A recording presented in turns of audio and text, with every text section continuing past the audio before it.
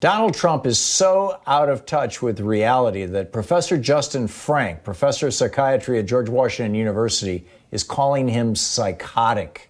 Check this out. Leave your comments, ding the bell, share it with your friends, and subscribe to our channel. Dr. Justin Frank, our buddy with who is the psychoanalyst and clinical professor at the Department of Psychiatry and Behavioral Science at George Washington University, author of Trump on the Couch, and Obama and Bush on the Couch as well. His Twitter handle, Justin Frank MD, is on the line with us. Dr. Frank, welcome back. Why do you think it is that Donald Trump seems so aggressively interested in actually destroying our democratic republic? The key, Thomas Paine said, the beating heart of democracy is the vote. Donald Trump is trying to destroy our belief in our election systems. Why would he do that and so many of the other things he's doing that are literally tearing this country apart?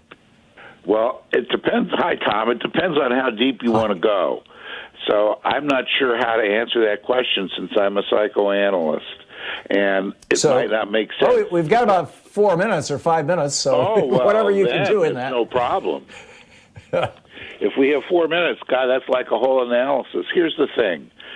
He wants to destroy anything that has to do unconsciously with his father. And that includes the fathers of our country and the founding fathers.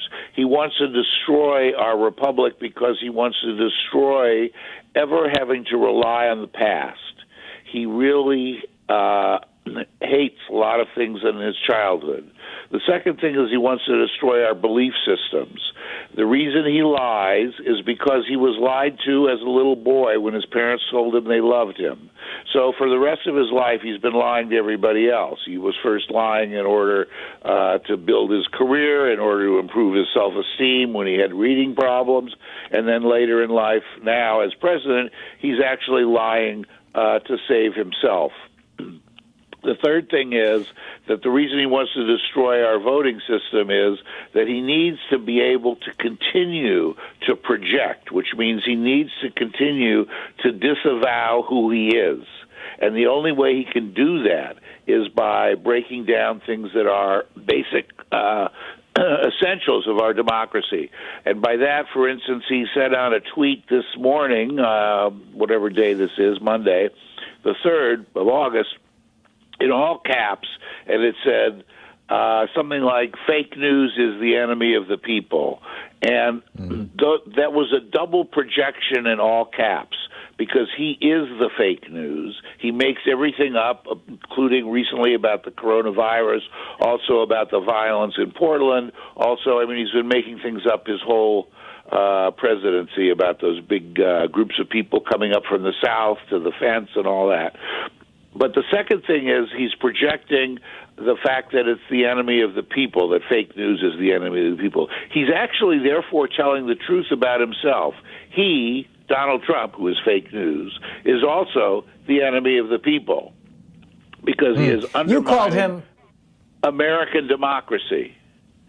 Right. You recently called him psychotic. That's a very specific and strong label. Please explain. It's a strong label outside of the medical profession, but in my profession, it's not such a strong label because there are lots of aspects of psychosis, and maybe it was too. People think that if you're psychotic, a lot of lay people think that if you're psychotic, it means you can't tie your shoes and you walk around talking to yourself and wearing, a tin hat and everything.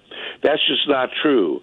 Psychotic has to do with a thought disorder. It's about a disorder of thinking, and it's so profound that you cannot assess what's real and what isn't. You cannot do what's called reality testing. If you have compromised reality testing, you are on the edge of being psychotic, especially if it's chronic and it's consistent. Is this why he says that testing is what gives us all these cases of coronavirus? That's correct. He says that testing gives us all the cases of coronavirus. That's a psychotic thought. He has what's called a thought disorder. That's a classic example, but we're so used to normalizing him that and accepting the fact that he has all these weird thoughts. There's so many that are psychotic. You can make a list of them. He is a textbook psychotic person. Now, there used to be a term called psychotic character, which is maybe what he is. I don't know. So, Professor Frank, in the little less than a minute we have left, what do we do with this? How should Americans respond to a psychotic president? The main thing to respond to is to try to not believe anything he says and not give him too big of a bully pulpit, to not continue to do those things. The second obvious thing is to mobilize, and make sure he's voted out in November, but there needs to be some safeguards set up by the politicians to make sure we're safe from him being more psychotic while he's president, because he still will be president until January 20th. So I think that there needs to be some safeguards set up in the White House guarding him. He needs to be quarantined in some way. I don't know how to do it.